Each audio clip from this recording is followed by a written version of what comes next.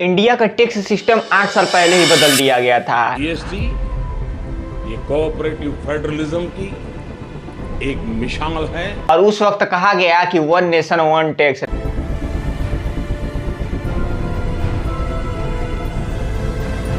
लेकिन सवाल ये उठता है, क्या ये सिस्टम सच में लोगों की जेब को हल्का कर रहा था? क्या बिजनेसेस सच में आसान हो गए, या ये जीएसटी सिस्टम सभी को बर्बाद कर चुका था? तो हेलो दोस्तों, मेरा नाम है विकास और आप देख रहे हैं द साइंटिफिक मैन।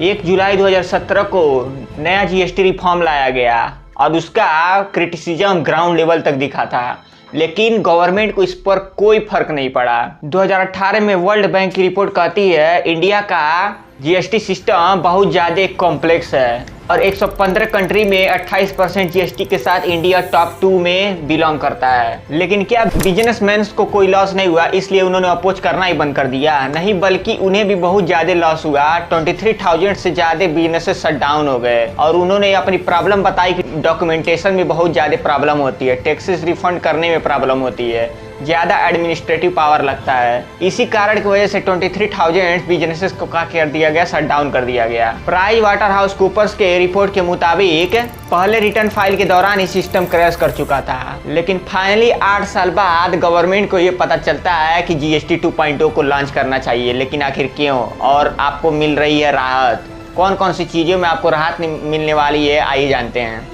चाय, पनीर, रोटी जैसे एजुकेशनल आइटम जैसे पेन, पेंसिल, रबर, इन सब पे पहले 12% की जीएसटी लगाई जा रही थी, लेकिन उसे कम करके अब 0% की जीएसटी पर ला दिया गया है।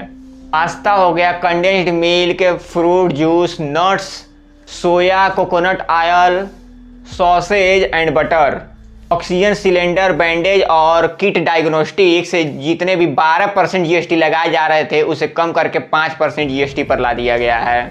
डेली यूजेज प्रोडक्ट जैसे सोप, नमकीन, टूथब्रश, टूथपेस्ट, चॉकलेट और कॉफ़ी, इन सब पे जो 12 से 15% जीएसटी लगाया जा रहा था उससे कम करके 5% की जीएसटी पर ला दिया गया है। लेकिन मैं कहूँगा गवर्नमेंट की सबसे अच्छी मूव रही हेल्थ एंड इंश्योरेंस में। इसमें हेल्थ इंश्योरेंस में 18% की जीएसटी लगाई जा रही थी पहले, लेकिन अब उसे 0% जीएसटी पर कर दिया गया है। 33 लाइफ सेविंग ड्रग्स और मेडिसिन पर 12% जीएसटी से लगाकर 0% जीएसटी कर दिया गया है। गवर्नमेंट का बहुत अच्छा मूव है इस समय। एम्बुलेंस, कार, बस, बाइक, 2 व्हीलर एंड 3 व्हीलर पे जो 28% की जीएसटी लगाई जा रही थी वो अब कम करके 18% जीएसटी पर ला दिया गया है। लग्जरी आइटम्स पे 40% जीएसटी कर दिया गया है 28% से। इलेक्ट्रॉनिक जैसे AC, TV, washing machine, oven, इन सब चीज़ों पर 28% जीएसटी से घटाकर 18% जीएसटी कर दिया गया है। हार्मफुल चीज़ें जैसे सिगरेट पर 40% जीएसटी बढ़ाकर कर दिया गया है 28% से, और बीड़ी को 28% से सीधा 18% जीएसटी पर कर दिया गया है। लेकिन सवाल आपका ये उठता होगा कि क्या बीड़ी हमारे शरीर के लिए हार्मफुल नहीं है? नहीं, ऐसा नहीं है। बीड़ी हमारे शरीर के लिए बहुत ज़्यादा हार्मफुल है, लेकिन ये किसानों द्वारा बनाया जाता है। गांव में बहुत ज़्यादा किसान रहते हैं, इसीलिए उनको थोड़ा ज़्यादा प्रॉफिट देने के लिए 18% जीएसटी कर दिया गया है। लेकिन सबसे बड़ा सवाल ये उठता है कि लेकिन आखिर अभी ही क्यों किया? क्या 8 साल पहले ये सब भूल गए थे कि क्या कोई जीएसटी सिस्टम भी चल रहा है भारत में? ये पॉलिटिकल रीजन भी हो सकता है, क्योंकि बिहार और बंगाल इलेक्शन आने वाला है, और एक रीजन और भी बनता है कि डोनाल्ड ट्रंप ने 50% टैरिफ भारत पर लगाया था, उससे ही शायद इफेक्ट कम करने के लिए इस जीएसटी को कम कर दिया गया। डेटा के मुताबिक पता चलता है कि भारत को इस जीएसटी को कम करने के बाद 50,000 करोड़ का लॉस होने वाला है।